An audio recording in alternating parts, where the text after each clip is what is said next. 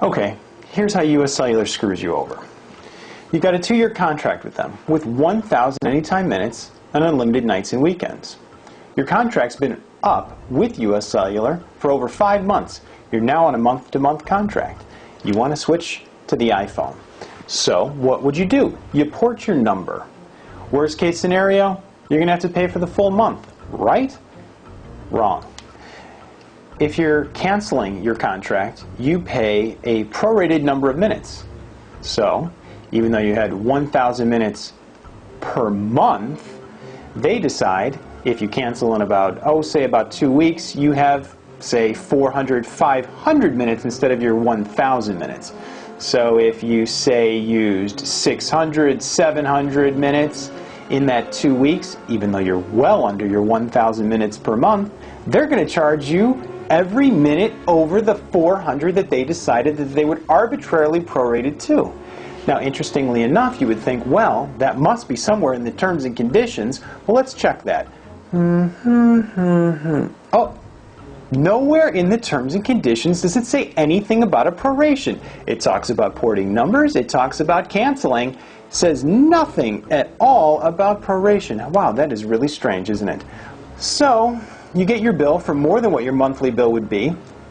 You call US Cellular and say, listen, I think there's a problem. I'd like to pay for the entire month instead of this ridiculous per-minute overage, even though I haven't gone over my monthly minutes. What do they say? They say, I'm sorry, you can't do that. You're going to have to pay the overage. Well, that seems kind of ridiculous. All right, well, let me pay you by Capital One Visa. Capital One Visa. I have a problem with US Cellular considering nowhere in their terms and conditions do they talk about proration, and they won't allow me to pay for an entire month. So I'm going to dispute this charge with you. Okay, so Capital One Visa says, no problem. We're going to dispute this charge, and if US Cellular doesn't say anything in 45 days, they are no longer entitled to collect on this money ever again. What does US Cellular do?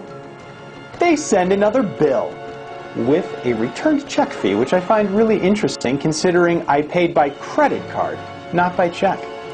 How much balls do they have? Are they going to send it to collections? They no longer are legally entitled to collect on the money based on the agreement by the binding arbitration that they agreed to when they accepted the credit card transaction, and the fact that they absolutely didn't do one damn thing to refute that to Capital One Visa. They have the balls to send it to collections, thus damaging my credit report. So, what do? Contact the Illinois State Attorney General, Lisa Madigan. So what does US Cellular have to say for themselves? Actually, nothing.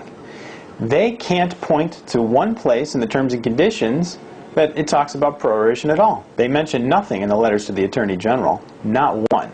They say that it's their position that they did nothing wrong. Well, they also say that if I had called, someone over the phone could have told me of this mysterious, unknown, unwritten, undocumented policy of proration, and then I could have kept my contract going through the rest of the month. Well, that's convenient. That's nice.